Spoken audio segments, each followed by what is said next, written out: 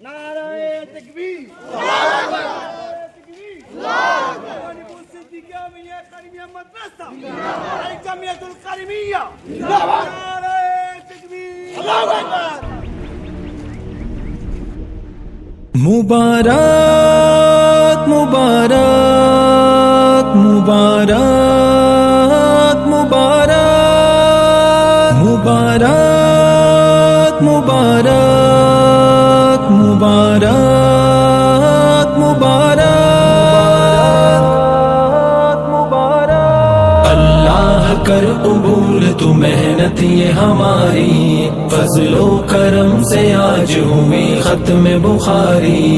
अल्लाह कर कबूल तू मेहनत ये हमारी, फजलो करम से आज हुई खत्म बुखारी। एक आपकी तौफीक से तकमील हुई है, एक आपकी तौफीक से तकमील हुई है, एक आपकी तौफीक से होठों पे जारी, होठों पे जारी। अल्लाह कर कबूल तू मेहनत ये हमारी, फजलो करम से आज हुई खत्म बुखारी। अल्लाह कर कबूल तू मेहनत ये हमारी, फजलो करम से आज हुई खत्म बुखारी।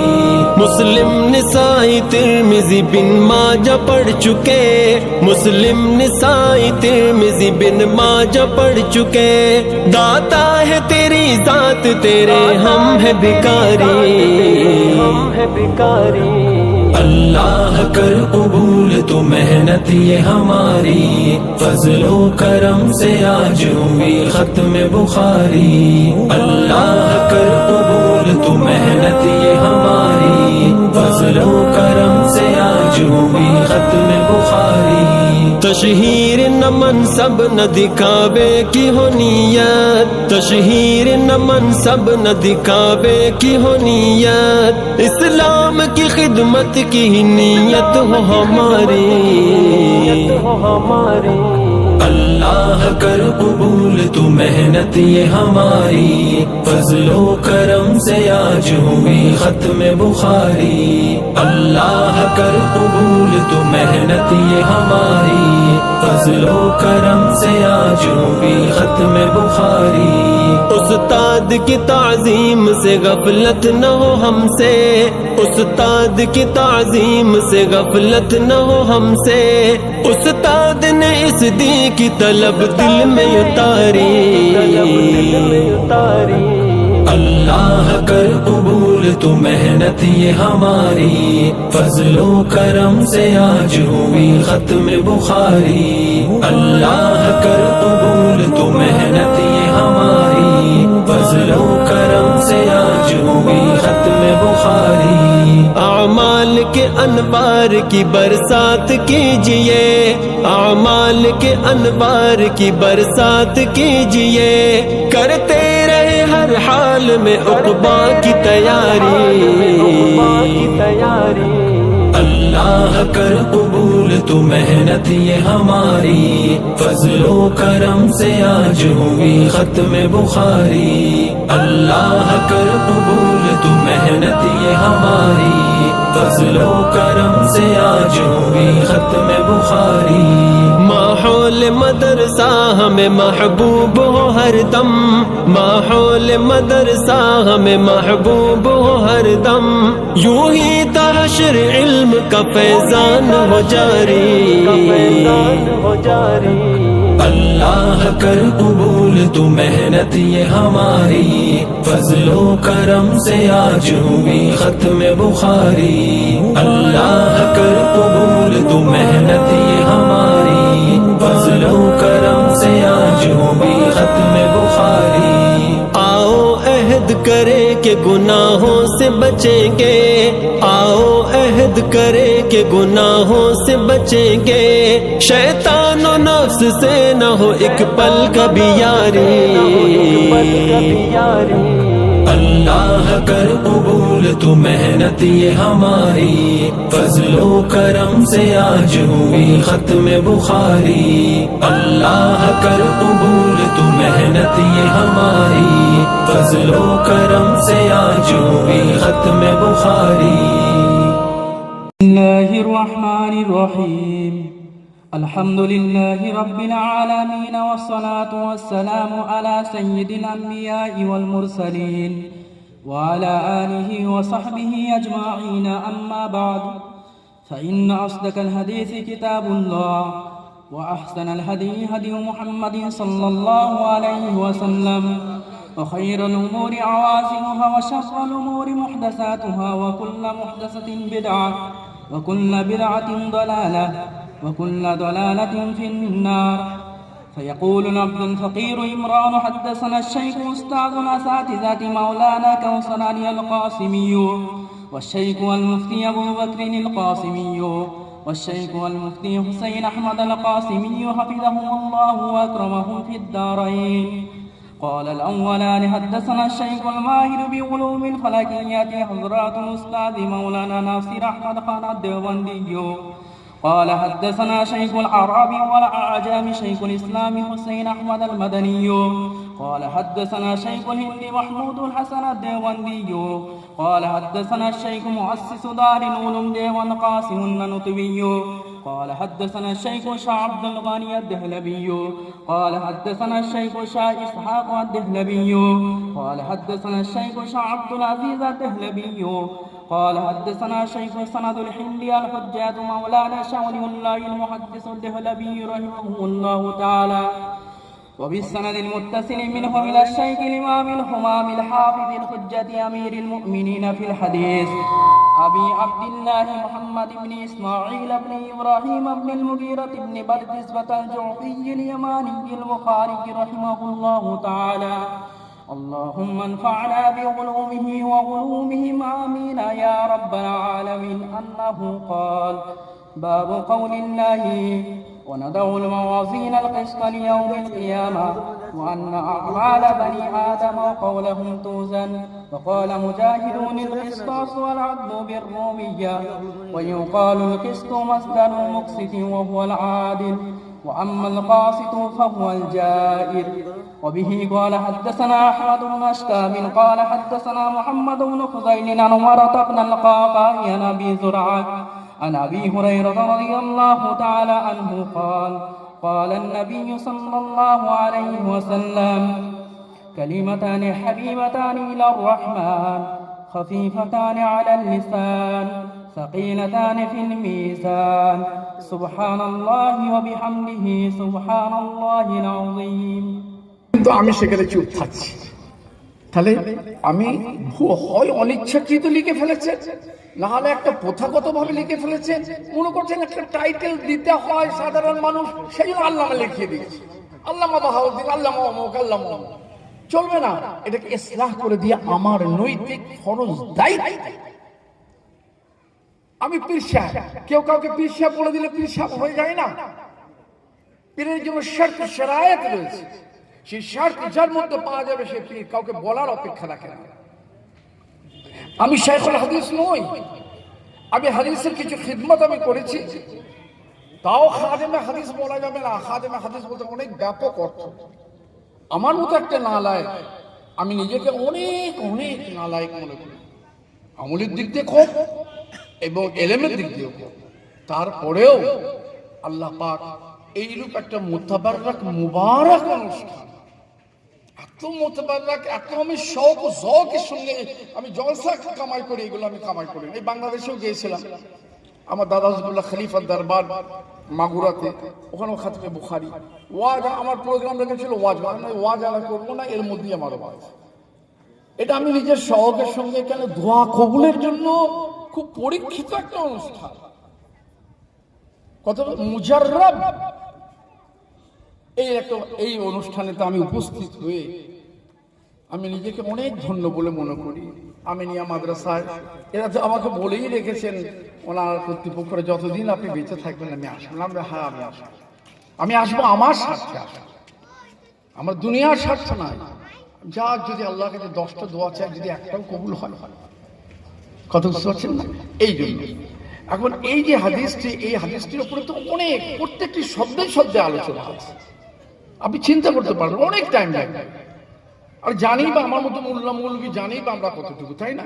কিন্তু তার আগে আসুন, প্রথম যখন এটা এই মাদ্রাসার, ইয়াকুব ভাইয়ের মাদ্রাসার প্রথম আপনার দর্সে হাদিস আর খতমে হাদিস শুরু হচ্ছে, আগে একটু এর ফজিলত নিয়ে একটু দুটো কথা বলবো। প্রথম নম্বর এখানে কথা মনে, নিজেই বলছেন আমি আল্লাহ রসুলকে স্বপ্ন দেখছি, আল্লাহ রসুলের সামনে আমি দাঁড়িয়ে আছি, হাতে আমার পাখা আছে, আমি তাকে বাতাস করছি বা আমি মাছি দাঁড়াচ্ছি, মানে করছি, এইটা আমি স্বপ্ন দেখলাম। তারপরে তাবির হলো কি, যে খারাপ জিনিস থেকে, যত খরাফাত থেকে, বেদাত থেকে, মিথ্যা কিজব থেকে মুক্ত করে সেই হাদিস তিনি লিখবেন, আল্লাহ রসুলের জিনিসকে জমা করবেন।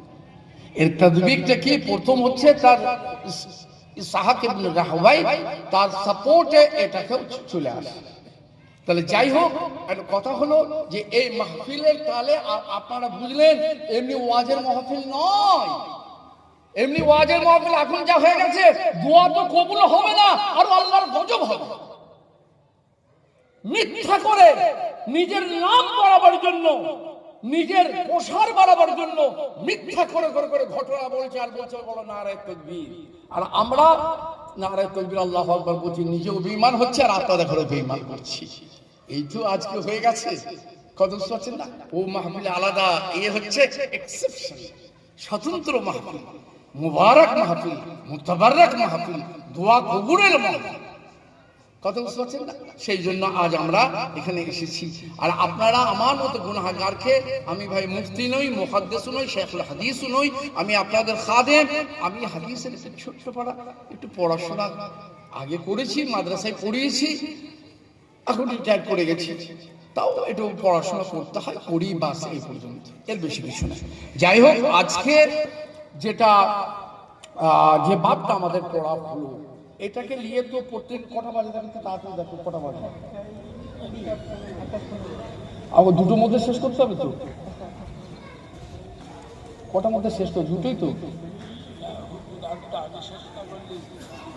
বাবা, দুটোর আগে, তাহলে তার অন্য কিছু আলোচনা হবেই না। আচ্ছা ঠিক আছে, তাই আপনি যেটা বলবেন সেটা আমরা তো ব্যাপারটা হচ্ছে দুটোর মধ্যে শেষ করতে হবে, কিছু কাজ আছে। তাহলে আজকে খালি এই হাদিসটা নিয়ে অল্প কিছু কথা আলোচনা, অনেক কথা তোমাকে বললো। এই হাদিসটার উপরেই প্রত্যেকটি শব্দের তাহকিক, প্রত্যেকটি শব্দের উপরে অনেক রাজ ও রুমুজাত রয়েছে। কত অনেক কিছু আলোচনা আছে, কিন্তু যেহেতু টাইমের অভাব, বলছেন আমাদের সেক্রেটারি সাহেব, আল্লাহ যদি করে কোনোদিন আবার মৌকা দিলে তখন আবার বিস্তারিত আলোচনা হবে। তা আজকে কেবলমাত্র এই হাদিসটা নিয়ে আলোচনা করা হবে। এই বুখারী, ইমাম বুখারী রাহমাতুল্লাহ আলাইহির সমস্ত আরো যারা মুহাদ্দিস আছেন, সকলের থেকে তার একটা ইমতিয়াজি, একটা স্বাতন্ত্রতা সব ক্ষেত্রে ছিল, সব ক্ষেত্রে তার একটা স্বাতন্ত্রতা ছিল। এখানেও কিন্তু স্বাতন্ত্রতা, এই বুখারী শরীফের ক্ষেত্রেও তার স্বাতন্ত্রতা। এই বুখারী শরীফটা যে তিনি যে তালিফ করেছেন, জমা করেছেন, এখানেও তার একটা স্বাতন্ত্রতা, প্রত্যেকটা ক্ষেত্রে স্বাতন্ত্রতা। যেমন একটা স্বাতন্ত্রতা আপনাদের বলি সংক্ষেপে একটু টাচ দিয়ে।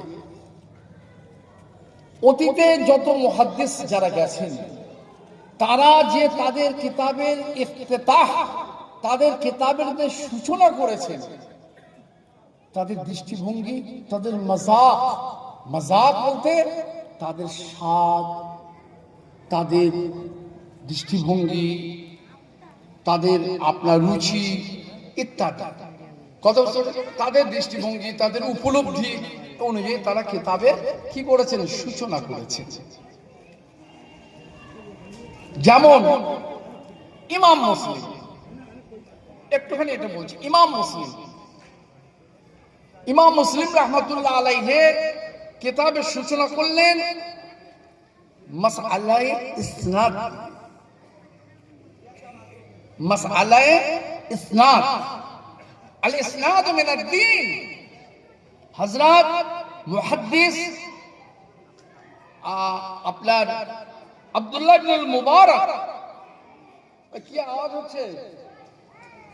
আব্দুল্লাহ ইবনুল মুবারক তিনি লিখছেন আল ইসনাদ মিনাদ দ্বীন ওয়ালাউলা আল ইসনাদ লাকালা মান শাআ মা শাআ।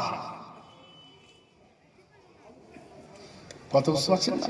বলছে ইসনাদ হচ্ছে দিনের মধ্যে, যদি ইসনাদ না থাকতো তাহলে কি যে যেমন ইচ্ছা সে তেমন রসুলের নামে চালাতো। যেমন এখন আমাদের চালাই, জলসাতেও চালাই, তো এর মধ্যে যুগে যুগে চালাতো, চালিয়েছে কিন্তু ধরা পড়ে গেছে। চালিয়েছে, চালাইনি তা না, ধরা পড়ে গেছে। সেই জন্য ইমাম মুসলিম রাহমাতুল্লাহ আলাইহি তিনি দেখলেন সুন্নাতের দারমাদার হচ্ছে ইসনাদের উপরে। সেই জন্য তিনি কিতাবের ইফতিতা শুরু করলেন, সূচনা করলেন ইসনাদ। কত শুনছেন? কেন সুন্নাতের মধ্যে, সুন্নাত আর হাদিস এর মধ্যে আবার একটু পার্থক্য আছে। সুন্নতি বলেন আর হাদিসই বলেন, এই সুন্নত এবং হাদিস সহিহ না সাকিম, মারদুদ না মাকবুল, গ্রহণযোগ্য না গ্রহণযোগ্য নয়, সেটা পরীক্ষা করার, যাচাই করার একমাত্র মাধ্যম হলো ইসনাদ। একমাত্র কি? ইসনাদ, সনদ।